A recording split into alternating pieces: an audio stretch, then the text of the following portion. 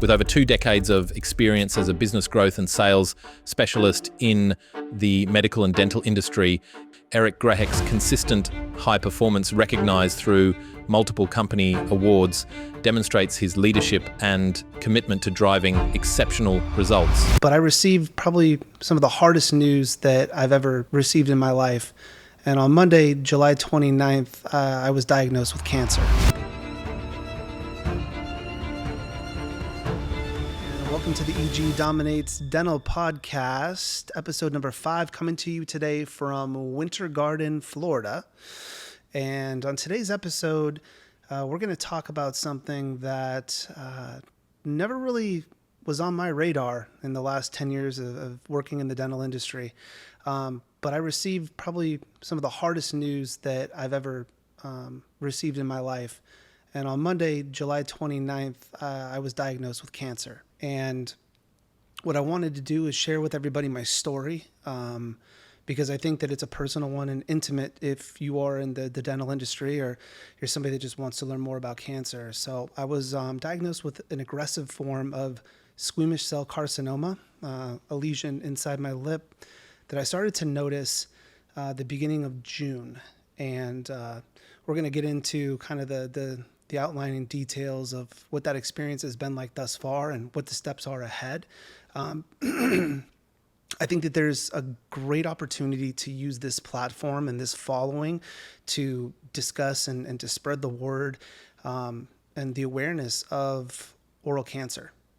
So that's what I want to hopefully be able to accomplish is, being able to maybe create a support group, maybe start a nonprofit foundation where we could raise money and awareness in Central Florida for oral cancer patients.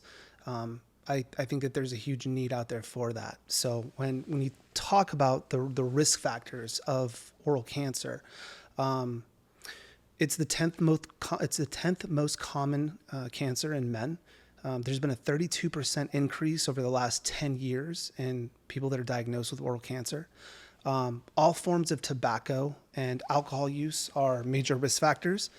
1 in 4 diagnosed did not have any risk factors. Close to 53,000 Americans will be diagnosed with oral cancer this year. Oral cancer kills roughly 1 person per hour, 24 hours a day. Ulcers and lumps in your mouth are 2 types of symptoms of oral cancer. And early diagnosis can double your chance of survival. So with that said, let's get into it. So the beginning of June, I started to notice that I had what I thought was like a canker sore inside my mouth. Something that I've gotten before. Typically lasts for a couple of days and goes away. And I kind of was watching it, and I was putting some like Oral-B gel on it. And over the course of about 3 weeks, I came to the realization that it wasn't getting any smaller. It wasn't getting any bigger. It was starting to hurt a little bit, but just the fact that it wasn't healing was kind of a concern for me. So what I ended up doing was, and there's so many parts of this story that kind of oddly all interconnect. I'm in the office of a periodontist that I work with. He was actually episode 1 on the podcast, Dr. Furtado. And I had him take a look at it, and he said that after looking at it, that he definitely thought that I needed to get it biopsied. So I called Dr. Shonda Kelly, who, oddly enough, was episode 2 of the podcast, and told her what was going on. And she got me in right away and took a look at it and definitely said, we need to biopsy this. So within, a matter of a couple days, I was scheduled and went in for a biopsy. They ended up taking 4 biopsies inside my mouth. And it's a procedure, for me that they ended up putting me under for, which, was kind of a big deal, right? You're going to get put under for a biopsy. And shortly thereafter, the results came back about a week and a half later, and they were positive for squamous cell carcinoma. And within that time, from the time I detected it in June, this is something that maybe was manifesting earlier, and I just didn't know about it.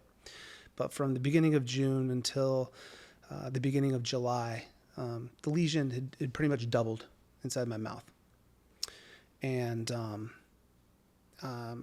luckily for me, in working in the dental industry, I've got a lot of friends and a lot of colleagues that just have amazing connections. And right away I had Dr. Kelly, trying to figure out who are some of the top oral cancer doctors in Central Florida, and several for colleagues that all mentioned the same doctor. So was able to get in for a consult with him 2 weeks ago, and the surgical plan that has been outlined is pretty intense. I'm not gonna lie, it's pretty intense. Scheduled for surgery on Tuesday, the 27th of August. And so we've got about 2 weeks before the surgery. And I think the scariest part is just the waiting. Once you've been told that you have cancer, everything kind of changes. You start to appreciate things more. Start to listen and observe, your family and your friends and your interactions with others on a different level. I think also when you're diagnosed with cancer, you think about death and dying in a different way. I know that I have. And it's scary. But at the same time, I think it's important to be able to communicate and to let people know how you're feeling, and being able to, discuss the things that bring you joy in your life. And for me, the next couple of weeks is going to be a definite time of reflection. The things that I've done personally and professionally over my life, the things that I want to do on the back end of this once I get healed. So the good news is from a surgical standpoint, there is a plan in place. I went in for a PET scan last week, and the results were negative, so the cancer hasn't spread, which is great. The surgery is going to entail taking a large part of the lip and the inner lip, and they're going to have to reconstruct that. So removing the lesion, and then reconstructing the lip. A part that I didn't really realize, which makes a lot of sense once you kind of understand how cancer is removed, is that they're also going to have to extract a couple teeth, and they're going to have to take down my gum line and probably shave down part of my mandible in order to make sure that they get everything out. In addition, even though I don't have any cancer that has spread to my lymph nodes, they are going to make an incision, and they're going to cut down and remove the lymph nodes from the right side of my neck proactively. And then the healing time post-surgery is looking at somewhere between 8 to 10 weeks to heal. And it's going to be a tough process. But I'm strong, I'm a fighter, and I think it's going to make for an amazing story, once everything is said and done. Next year at this time, being able to hopefully sit back and laugh about this, and just being able to share this story with other people, because it's scary. It's very, very scary to be put in this situation. And when you go online and you do searches, especially in Central Florida where we live, didn't really see a lot out there as far as support groups, nonprofit organizations in Central Florida for oral cancer. So I'm hoping to maybe start that up. So if anyone out there has any connections or they have experience in this type of thing, setting up nonprofit organizations and support groups, let me know. Send me a message, because I'm definitely going to look for some guidance in creating this. I worked with hundreds of dentists and specialists in Central Florida over the last 10 years. So I think that there's definitely a huge opportunity to take the connections and the things that I've been able to, accomplish, and the connections that I've made along the way, and use that to my advantage to help, make this something that is big, and make this something that people can easily identify with and find, especially if they have cancer and they're in need. The amount of support has been absolutely incredible. I've told probably at this point about 20, 25 people about what's going on with me, and family, friends, colleagues, everyone just coming out of the woodwork, showing support. And the cool thing is that people show support in different ways, right? I've got some people that, I used to talk to maybe once a month. They've reached out to me 3 or 4 times in the last 2 weeks just to check in, see how I'm doing. Just I think to have a support group of people that you genuinely know care feels great. So I feel like from a family and friend standpoint, thank you for everybody that's, been supporting me and will continue to support me, because it's a really tough situation. My wife has been an absolute trooper. She's very, very positive and upbeat. And, from the time that, we went for the biopsy and she was there with me to the time I found out that I had cancer, she's just been my biggest cheerleader, my biggest support. Just so much positive energy. And, she's done a really good job with our kids, because, I think obviously for kids it's scary. So the scariest parts when you think about it is, okay, everyone's scared of the fear of the unknown, right? So that's the ultimate foundation. It's the fear of the unknown, right? And what you think about is, the anxiety that comes along with having a biopsy done and you having to wait a week or two to get the results back, right? Like, that's super scary. So that's the first hurdle. And boom, you find out you have cancer. And then once you find out you have cancer, what do most people start thinking about? I'll tell you what I thought about was, am I going to die? I'm 40, I'm in my early 40s. Is this a death sentence, or is this something that is treatable? And again, didn't really know anything about oral cancer. Been in the dental industry for 10 years and really don't think it's ever a conversation that I ever had with a doctor or anybody until it happens. And then you start researching and looking at all of the different, risk factors and percentages of people that have oral cancer and if it's treatable and things like that. So as far as my kids go, they've been, scared, is to be expected. But the good news is that there's hope, because it's treatable. And, I think if I could share one piece of advice with somebody out there that's watching this, is that if you ever have a lump or a sore in your mouth that doesn't heal for more than a couple days, go get it checked out. Don't wait. Don't be afraid of the fear of the unknown, because the longer you wait, the harder it's going to be. It's not only just getting diagnosed with something like this, but you have to also imagine, in order to schedule an appointment with your primary care doctor, or your primary care doctor has to schedule and refer you to an oncologist or an oral cancer surgeon, there's a time frame that's associated with all of that. And in most cases, you hear stories about people that are literally waiting weeks to get in to see a doctor. And once they get, the treatment options and they decide what they're going to do, you're looking at another couple of weeks before you're able to get in for surgery in a lot of cases. So the longer you wait, I think that's probably one of the bigger risk factors, early diagnosis. It can double your chance of survival. So go get it checked out. When it comes to getting cleanings, as an example, I think that there's a huge percentage of people that they don't get cleanings twice a year like they're supposed to. They just don't. And, growing up and even working in the dental field, I'm guilty of it myself. Guilty. And I think it's one of these things that you learn so much from after you get diagnosed with oral cancer, such as you think of the importance of going for a cleaning every 6 months so that they can clean your teeth.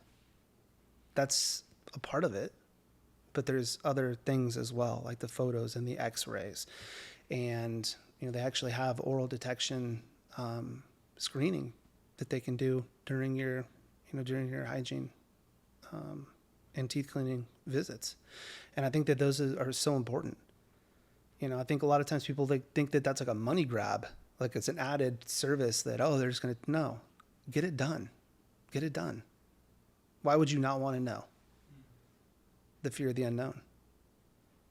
But you got to be brave. 3 of the biggest risk factors of oral cancer are smoking, chewing tobacco, and alcohol. And unfortunately for me, I chewed tobacco for about 15 years growing up.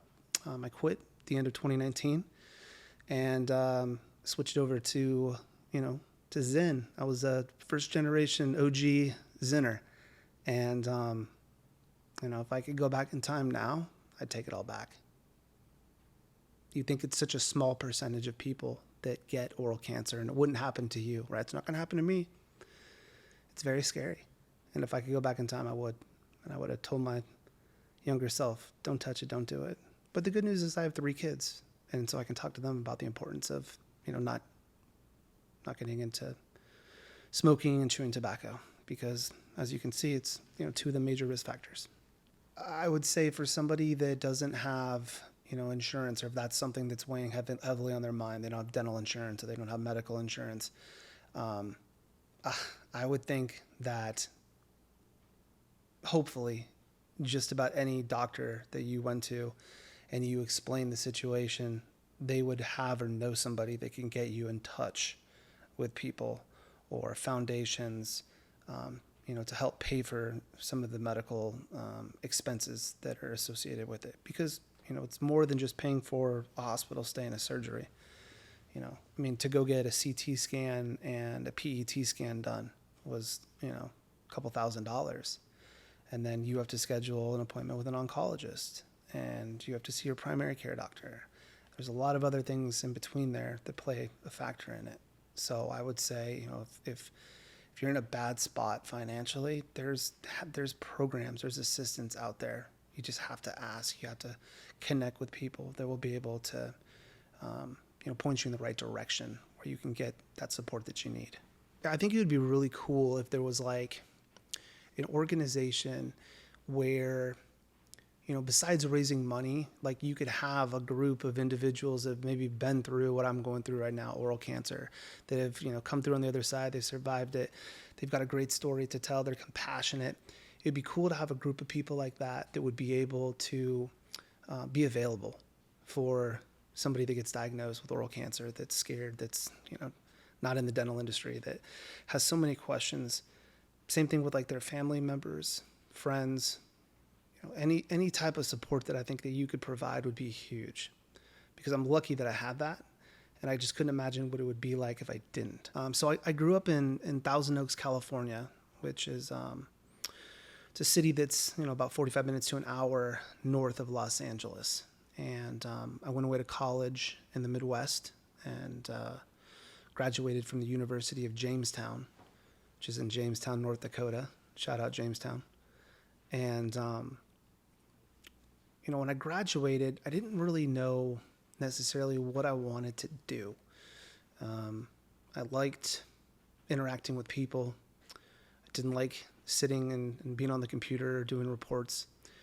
And I've got a business degree with a concentration in public relations and marketing. So for me, my story didn't really start until after I graduated college. My first job out of college, believe it or not, was doing door-to-door sales. And I did door-to-door sales for 3 months during the summer, every single day, in a suit nonetheless, selling 4 oil changes for $30. And I learned a lot about myself. I learned a lot about discipline. I learned a lot about selling. And I learned a lot about customers' behaviors. And I was fortunate enough to take that short experience, but valuable experience at that. And I started working for a company called Cintas right out of school. And I was in their first aid and safety division and sold defibrillators, first aid and safety supplies, personal protective equipment, manufacturing facilities, office buildings, restaurants, just about anything you can think of. And had a lot of success doing that for a couple of years. And took that experience and moved on to pharmaceutical sales. And I was a pharmaceutical sales rep for 5 years before getting promoted into a regional director position, moving out to Florida. And we've been here in Central Florida for the last 14 years. And so I took that experience and then got into medical device sales and worked for a couple medical device companies before landing in dental, where I've been for the last 10 years. And honestly, I don't think there's any other industry that I'd rather be in. I love working with dentists and dental specialists. Working in the same general area with hundreds of providers for the last 10 years, built a lot of really good relationships with not only doctors, but their staff and different colleagues from different companies around the industry. And so I've made a lot of personal and really good friendships that way. And I think that all of those things really kind of helped my process of getting in quickly to get this diagnosed and getting a really good surgeon that I was able to meet with really quickly and get a surgery outlined and on the books for the end of this month. The whole process has really gone by quickly, smoothly, and I don't think I'd be in the same spot right now with this timeline if I wasn't in the dental industry. I think I'm like I hate to generalize all guys out there, but I'm one of those guys where it's like I probably would have waited and waited and waited, and then it was too late, and then all of a sudden it's like, oh my gosh, here I am 2-3 months behind where I would have been. So that's been a blessing in disguise. In my time, in my 10 years in the dental industry, one of the things that I've really focused on, which I think has allowed me to be a consistent, asset to the dental teams that I work with, is I always focus on what that patient experience should be. And it's something we talk about on all the podcast episodes. But I feel like I don't see that that's my niche. But there's so many dental offices that are out there. There's literally a dental office on every single corner. If I'm, a regular person off the street, like how do I decide where I'm going to go? And how do I decide if I like it or if other offices are better? And there's just so much flip-flop that you see. Like new patient special that I got in the mail for, $99 plus free take-home teeth whitening. Oh, cool. I'll try these guys out this time, right? And so being able to really kind of hone into what patients want, even though they probably don't think about it. Nobody goes to the dentist for the most part ahead of time going, I wonder what this is going to be like. I wonder if they're going to do this. Wonder if they're going to do that. People just kind of show up and they get the cleaning done, or they go with anxiety because they think they have a cavity or whatever the case may be. And so making that patient as comfortable as possible, making them feel value in the fact that they're going to a provider that, utilizes the latest technology, that has a knowledgeable staff. It's got a clean, professional, nice atmosphere. The doctor and the staff is on time. That's a big one too, being on time. So there's a lot of different things that I really am tuned into when it comes to helping offices and coaching them to create a better patient experience. Because with what I do and my job and my work, I'm only as good as an office or a doctor's last case acceptance. So if I can take a genuine interest in that office and their staff and that doctor, and I can help them to get better at the things that they really need to do in order to be more successful, then I know that creating that better patient experience is going to lead to better results for that practice and better results ultimately for me as well. So that's really what I've focused on for the last 10 years is how can we use the technology that's in the office? These 3D scanners that are out there these days are absolutely incredible. And it's visual-based evidence. So when you scan somebody and you show them a 3D model of their mouth, what you're really looking at is visual-based evidence. It's their mouth. It's not you just saying, this is what I see that's going on in your mouth. You're actually able to show them. And the technology is so good these days that you can put a watch on things. You can revisit photos or imagery 6 months, a year later to see if there's been any change or any difference or movement during the time lapse, as an example. And I think that historically, if you look at the data, the overwhelming majority of people in the United States are visual learners. I think more than 70% of people are visual learners. And if you ever sit and observe somebody in the dental office, hygienist, assistant, doctor, it's like they're doing 70% or 80% talking and maybe 20% of showing. And I think the better that we can get at using visuals in conversation to explain things kind of just adds another layer of credibility. And that's really one of the things that's that's needed is that visual-based evidence to create that credibility, not only while that patient is in the office, but you have to remember in dentistry, a lot of those treatment plans that are presented, the patient doesn't decide right there on the spot. They want to take it home. They want to talk to their husband. They want to talk to their wife. And those decisions a lot of times are made at home. So the better we can get at sending them home with the right visuals is going to be able to help that patient come to the decision of if that treatment plan is going to be best for them at this point in time. And a picture is worth 1,000 words. So it's really focused on those types of things, not just me coming in trying to sell a product to a dentist or a dental office. There's so much more that goes into, business development and helping an office grow. So I would say, my 10-year goal, I mean, man, in 10 years, it'd be pretty sweet to talk about retirement. No, I'm not that old. But I think in 10 years from now, I think there's, it's endless possibilities. It really is. I'm really enjoying doing this podcast. Seems to really be getting a good following on Instagram. And the episodes on YouTube. So I'd love to continue this. I'd love to maybe spin this more towards interviewing doctors that specialize in oral cancer, interviewing patients that have an oral cancer, survival story that they want to share. I think that would be really cool to do as well. And just kind of connecting people, spreading the word. But when it comes to, dental practices and working with dentists, the thing that a lot of people don't really realize is, they went to school to be a dentist, and a lot of them are business owners.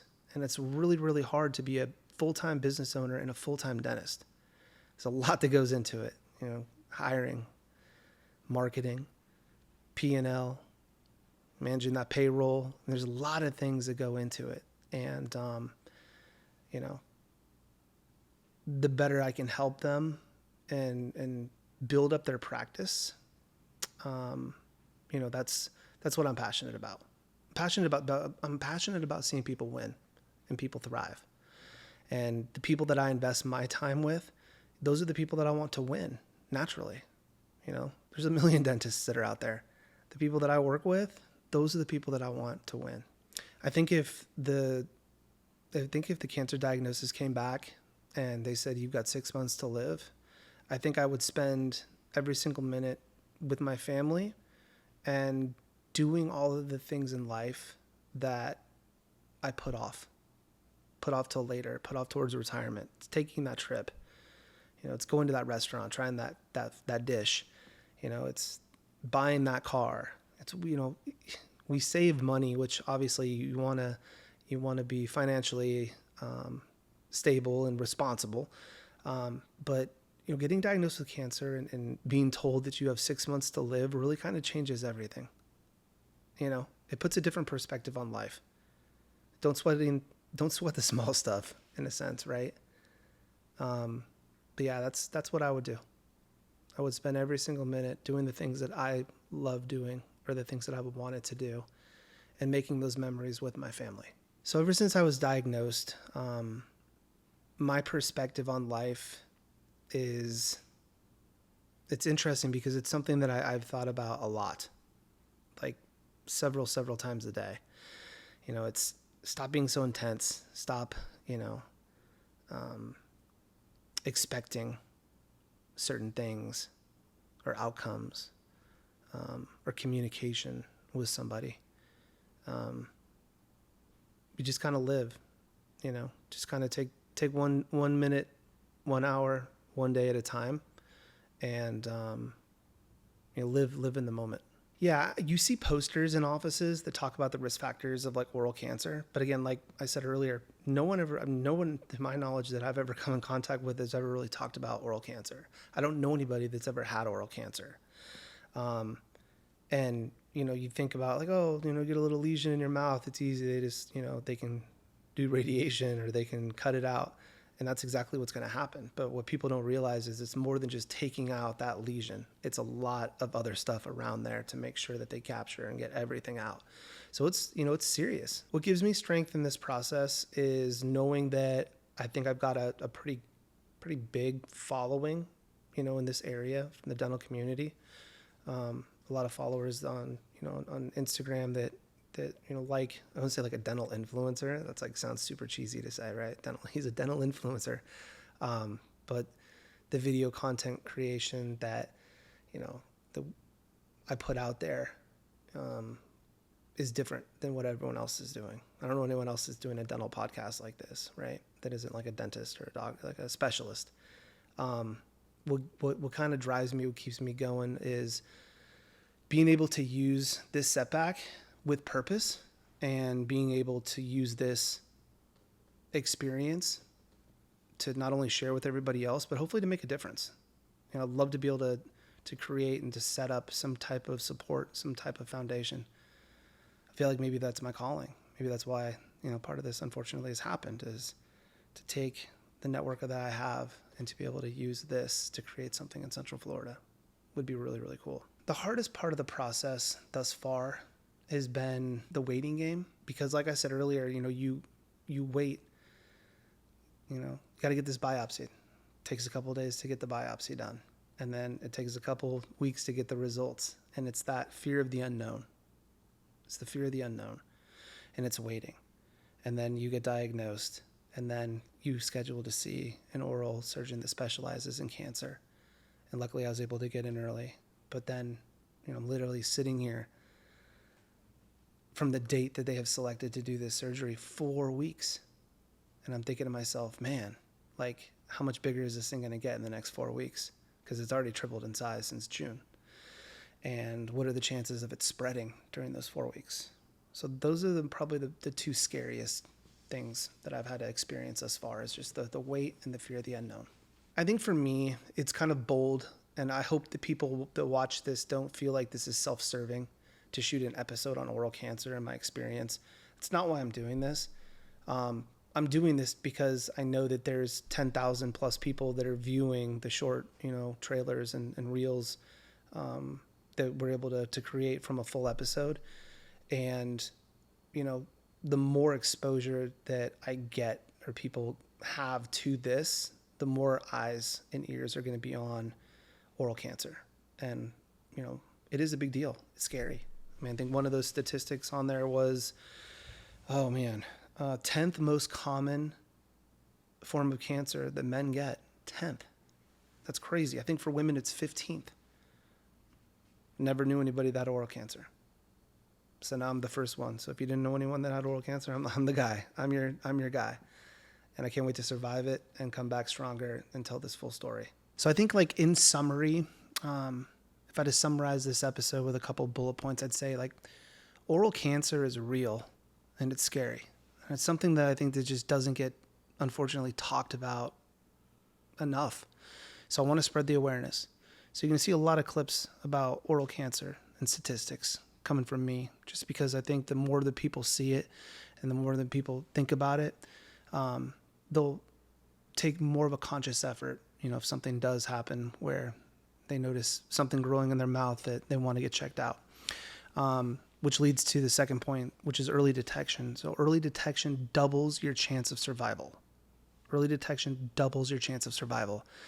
And what it comes down to is, don't be scared. Don't be afraid.